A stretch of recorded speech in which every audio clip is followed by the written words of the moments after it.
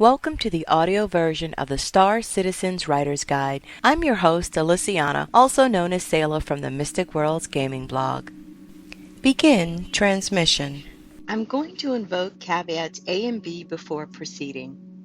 We are still building up the races, designing their appearances and their backstories, so this will be a collection of the knowledge that we've already released. That being said, since it's not being told in fiction, you'll get a slightly better understanding, non-dramatic explanation of the species in question. The Banu Protectorate. History. Humanity's first interstellar friends. Discovered by a nav jumper named Vernon Tarr, who was out exploring and nearly started a war by taking a shot at the Banu pilot. We helped smooth that over. The Banu, as it turned out, was on the run from local officials for embezzling funds. Once our two civilizations came together and signed the first interstellar peace and trade accord, we began to trade technology and help each other expand into the universe. Once they spread out, they formed the Banu Protectorate to oversee all of their systems. The Banu are the traders, the culture hounds of the universe. Their planets are varied and colorful. Many tales of intrigues start in the murky back alleys of Banu cities. Homeworld, Bacchus. At least the UEE thinks so because this is the world where the Banu convene for gatherings, which isn't very often, a fact that the Banu evade with aplomb. Political system. Republic of planet states, each run under its own political system. The leaders, or selected representatives, of each planet will gather for a quorum to discuss, debate, legal and trade issues that affect the entire species. Otherwise, each is left to their own devices to succeed or fail. Their diplomatic status. With humans, they're friendly. Xi'an, friendly. Vandul, precarious but friendly. This breaks down on a planet-by-planet basis, but generally the desire for money and trade outweighs loyalties and grudges. Religion. Multiple. Unsurprisingly, the two deities with the greatest following are Kassa, the patron of luck, and Turanin, the great traveler. The Protectorate's spiritual center is located in the Trees system. While the gatherings on Bacchus handle the legal and political, the Council is responsible for the social and moral dictums that define and direct Banu society. Their calling requires pure objectivity when dealing with their own race, so they are separated from the rest of their people in as much as is possible. There are no great Banu pilgrimages, though, so do not expect worshippers to flock to the system. That the council must be separate from the rest of the society is law. Banu monk equivalents do produce elaborate copper-based artwork, which has a certain kiddish value. Their healers concoct a variety of medicines, which have been shown to have a positive effect on human diseases. Military. The Banu can pull together a formidable fighting force if needed, but they do not have a dedicated standing army. Instead, the Banu militia keeps the relative peace on a day-to-day basis within their systems.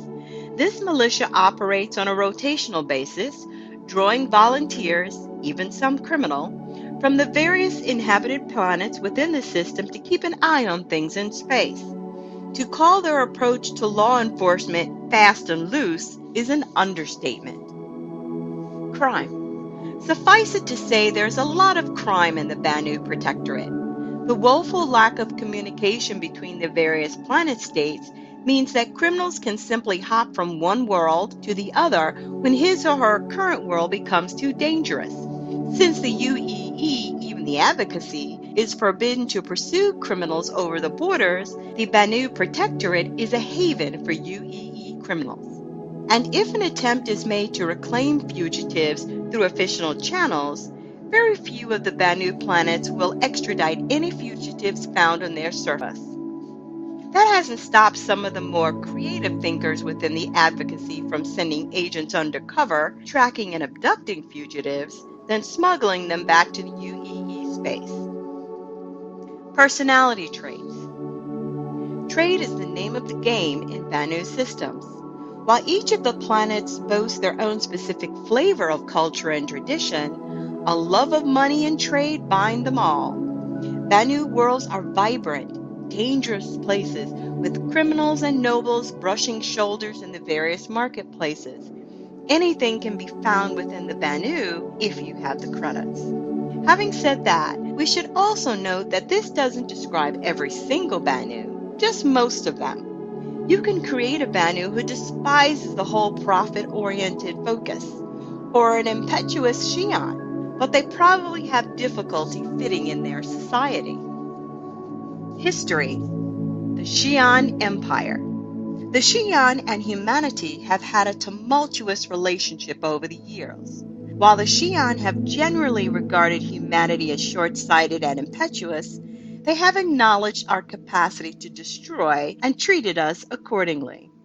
While their technology might seem superior to ours, it certainly looks nicer. Most of that is simply due to its alien origin. Our two civilizations are a relatively equal technological footing. This ability for mutual annihilation is probably what kept either side from attempting an all-out attack. A line of systems that acted as a no man's land between the UEE and Xi'an.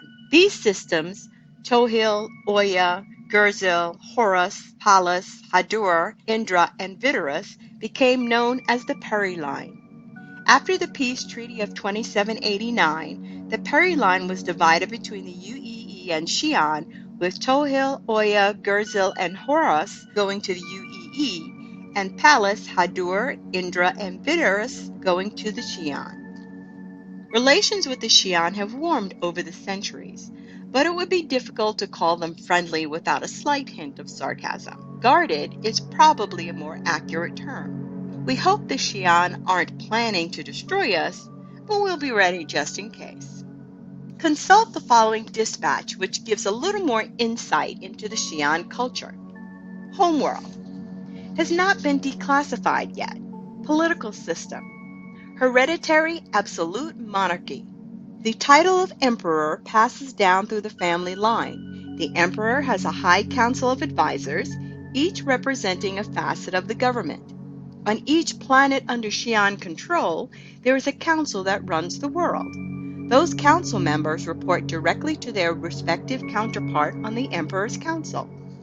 Major players. Emperor Kray, ruler for the past 300 years. He was the one who negotiated the peace treaty with Terra in 2789 and has not forgotten how humans acted back then. Diplomatic status for humans. Formerly hostile/tense, but currently friendly.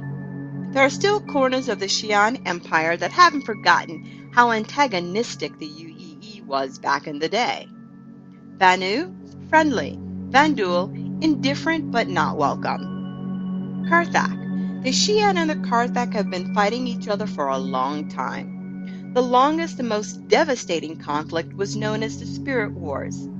The UEE just recently learned of the Karthak's existence, but have not met or opened relations with them. Religion. No official religion. There are scattered belief systems, but they tend to offer moral guidelines or promote universal spirituality rather than worshiping specific gods. Pejorative terms. Slink. Generally offensive, even to some humans. It's a way to refer to Xi'an. Crime. There is less crime per capita in the Xi'an Empire than the UEE, but it still exists.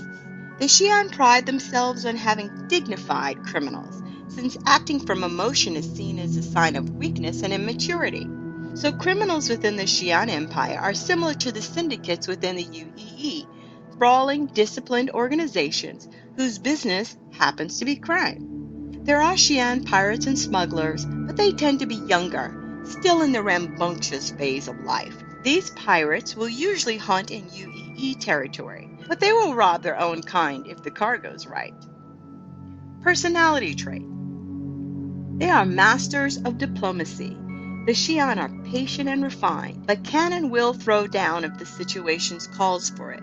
They live for centuries. For this reason, propagation of the species is carefully monitored and directed by the government to prevent overcrowding. While their placid demeanor can often be interpreted as aloofness or apathy, their long lifespan means that they act with decades in mind, not years. To humans, the Xi'an culture can seem rigid and lifeless. A majority of that is artifice. The Xi'an present themselves as polite but neutral, particularly to those they have never met before. This is an age-old social testing mechanism. They approach a person as a blank slate and let that other person set the tone, or tip his or her hand as to how the interaction will progress. When a Xi'an feels comfortable with a contact, they will begin to lose the artifice and relate on a more personal level. With humans, it takes a little longer. As we said before, a lot of them remember the Messer era. There is a definite us versus them mentality within the Xi'an society. They will not hesitate to take another Xi'an side over an outsider unless definitive evidence is presented to support the outsider's claim or accusation. It is not unusual to see Xi'an within UEE space, usually falling into three categories: visiting a Xi'an businessman or dignitary, younger Xi'an who haven't quite settled into the Xi'an culture, and expatriates. There are those within the Xi'an Empire who felt that their way of life was too stifling and welcomed humanity's childish emotions as a breath of fresh air and expatriated into the UEE. Some went through the arduous process of becoming citizens, while others enjoy the relaxed civic responsibility of civilian life. Questions. Greneman says, if you are looking for a topic to cover, how about looking at currency? Is there a local currency or just UEE credits? How does the currency trade hands, or can it stay off the grid? Answer. Within the UEE, there will be standardized UEE credits transferred digitally via Mobiglass. We are discussing whether to include alien currencies, but have to weigh a lot of considerations. Will we need to create secondary dynamic economies to support each additional currency base? To figure out whether it would be cool or ultimately distracting. As for hard currency, for transactions of a more illicit nature, again, we're still discussing it. For the purpose of your stories at the moment, I would keep it to standard UEE credits if possible, or maybe barter of some sort. If it's an illegal payment, you can use dummy accounts to launder credit. Dennis says, is local law enforcement restricted to a single planet? I ask because it's been stated and the advocacy only gets involved if the criminal leaves one system and goes into another, and if the criminal stays on the planet, it is up to the local law enforcement to deal with. What about a criminal that leaves a planet and goes to another planet to escape from locals, but the planet he goes to is within the same solar system? If the local enforcement is restricted to a single planet, then how do they go about chasing down runners within their own system? Answer. Local enforcement is confined to their jurisdiction on a single planet, but since communication technology within a system is at the speed of light, they are able to communicate with their counterparts on other planets to flag an ID or coordinate a manhunt. I would imagine that some more densely populated systems such as Terra might have an additional level of local police who operate between planets, their jurisdiction being defined as the entire system. Hopefully this has helped shine a little more light on the other civilizations in the universe. I apologize again that we can't give full informational disclosure, but we have to save some stuff for future updates. Next week, we'll cover the Vanduul and the Ta'veren. As always, please leave any questions about this post or the universe in the general comments below. Until next time. I hope you enjoyed this episode. Your comments and feedback are always welcomed. Links to the actual writer's guide are included in the show notes. All music is courtesy of the Star Citizen's unofficial soundtrack, also in the show notes. This is Alyssiana, signing off until next time.